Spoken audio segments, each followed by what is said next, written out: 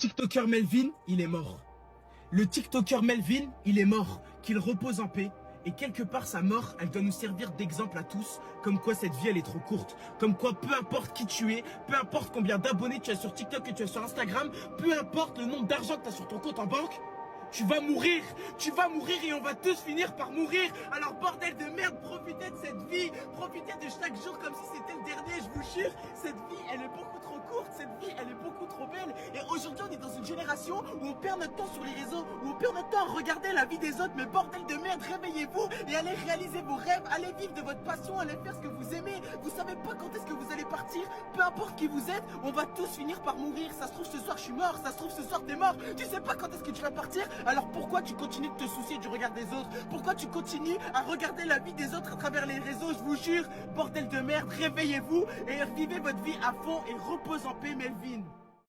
J'aurais pas dit mieux, il a complètement raison. C'est-à-dire qu'à un moment donné, il faut quand même vous poser les bonnes questions. On va tous y passer. Quand? On n'en sait rien, parce qu'on ne saura jamais, on ne contrôle pas le futur. J'entendais certains dire oui, mais la probabilité est plus forte qu'on vive encore 30 ans, qu'on meurt demain. Ok, mais la probabilité, elle existe quand même.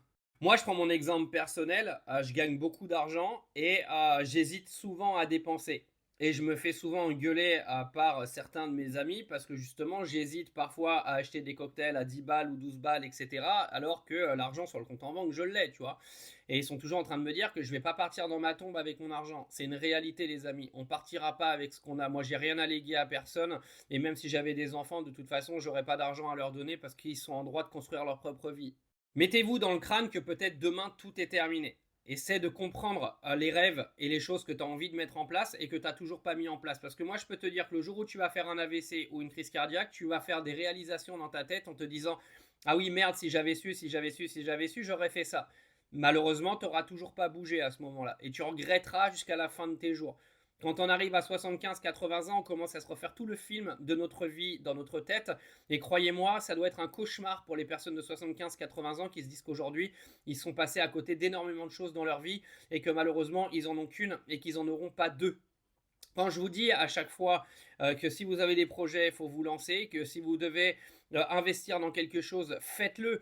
Parce que peut-être que demain, tu n'auras plus l'opportunité de le faire. Il y a des opportunités, il faut les saisir, il faut y aller, il faut foncer. Si ça ne marche pas, tant pis, mais au moins tu auras essayé. Et dis-toi que quand tu seras dans ta tombe, tu ne pourras pas recommencer tout ça. C'est terminé pour toi.